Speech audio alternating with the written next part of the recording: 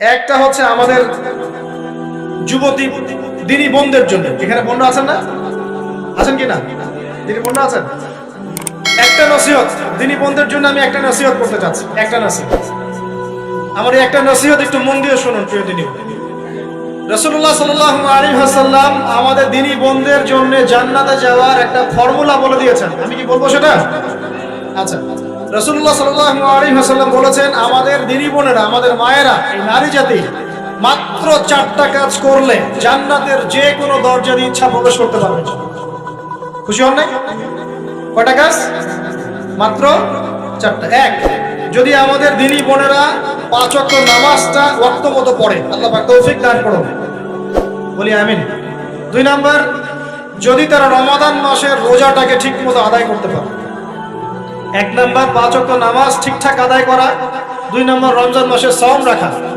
3 number তাদের লজ্জাস্থানের হেফাজত করা, মানে শরঈ পর্দা মেইনটেইন করা। শরঈ পর্দা মেইনটেইন করা।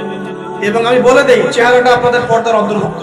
এটা নিয়ে অনেক বাকবিতণ্ডা হয় না সমাজে, চেহারা দেখানো যাবে কি যাবে না ইত্যাদি।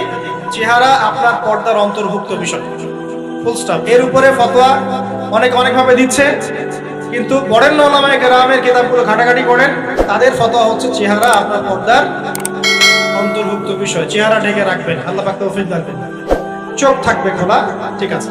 4 নাম্বার, স্বামীর আনুগত্য করতে হবে। স্বামীর আনুগত্য, এই যে আনুগত্য শব্দ শুনলেই মানুষের একটা মানে নেগেটিভ ধারণা তৈরি হতে পারে। স্বামীর আনুগত্য মানে কি আমি তার দাসত্ব করব? আনুগত্য মানে, প্রিয় দিনী বোন, আনুগত্য মানে দাসত্ব নয়। আনুগত্য মানে কোরআন সুন্নাহর যে বিধানগুলো আপনার স্বামী আপনাকে পালন করতে বলবে, আপনি সেগুলো করবেন, আপনি করতে বাধ্য। কিন্তু স্বামী যদি কোরআন সুন্নাহর বাইরে কিছু করতে বলে, সেটা মানতে আপনি বাধ্য নন। স্বামী যদি আপনাকে বলে যে সুদ খাও, এই যে সুদী এনজিওতে আসো, নাম লেখা। স্বামী যদি আপনাকে বলে যে আসো বেপরদায় বাইরে যাই, সাজুগুজু করে বের হও, চলো ঘুরে আসো বেপরদায়। স্বামী যদি বলে দেবরকে একটু খাবারটা দিয়ে আসো, আমার অফিসের কলিগ আসছে, খাবার পরিবেশন করো, আসো ডাইনিং এ আসো। এই যে হারাম কাজ, বেপরদার আদেশ করছে, সুদের আদেশ করছে, আপনি সেগুলো পালন করছেন।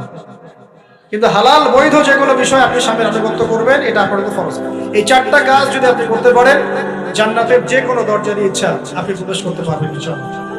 আল্লাহ পাক আমাদের দিনী বোনদেরকে এই 4টা কাজ করার তৌফিক দান করুন। আমাদের সবাইকে আল্লাহ পাক জান্নাতের জন্য কবুল করুন, বলি আমিন।